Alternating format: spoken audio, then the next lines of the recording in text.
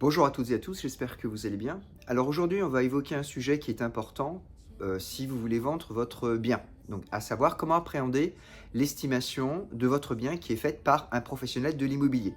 Donc, je vais évoquer les différentes méthodes, mais aussi les points importants à vérifier et à challenger.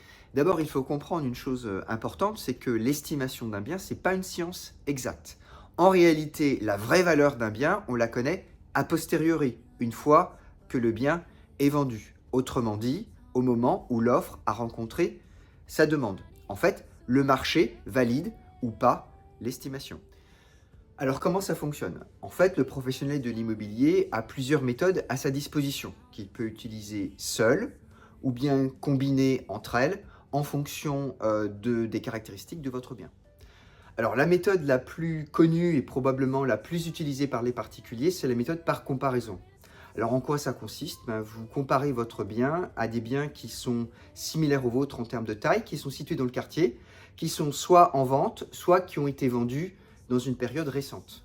Alors il y a une autre méthode qui est surtout utilisée par les professionnels de l'immobilier, qui prend en compte les caractéristiques intrinsèques de votre bien. Alors comment ça fonctionne? Alors on part du prix au mètre carré du secteur et on pondère avec précisément les caractéristiques uniques de votre bien. Donc ça peut être son cachet, son entretien, la qualité des matériaux, l'orientation des fenêtres, l'existence d'une cheminée, etc. Donc, on peut utiliser autant de critères qu'on veut.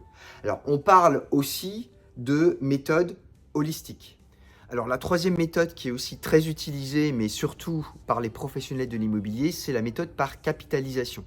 Alors comment ça fonctionne? Alors c'est une approche un petit peu plus financière de la détermination de la valeur de votre bien.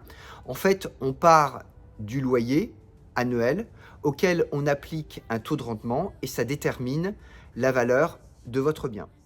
Alors attention, cette méthode est pertinente que si votre bien est en location ou bien situé dans une zone où la location est courante, sinon elle n'a aucun intérêt.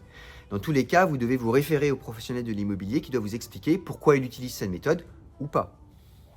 D'une manière générale, c'est l'attitude que vous devez avoir. Vous devez poser des questions, vous devez exiger des justifications, parce qu'un chiffre noté sur un bout de papier, ça n'a aucun intérêt, aucune valeur. Alors voici les exemples de questions à poser pour la vente de votre bien. Alors par exemple, quelles sont les caractéristiques que vous avez pris en compte? Quels sont les comparatifs que vous avez utilisés?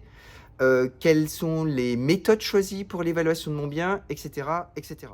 Soyez curieux, soyez exigeant. Une estimation doit être expliquée, détaillée, argumentée et comprise. Si un professionnel n'est pas capable de vous répondre, passez votre chemin. Voilà, c'est tout pour aujourd'hui. Si vous avez des questions, n'hésitez pas à me contacter. En attendant, je vous souhaite d'excellentes fêtes de fin d'année et je vous dis à bientôt.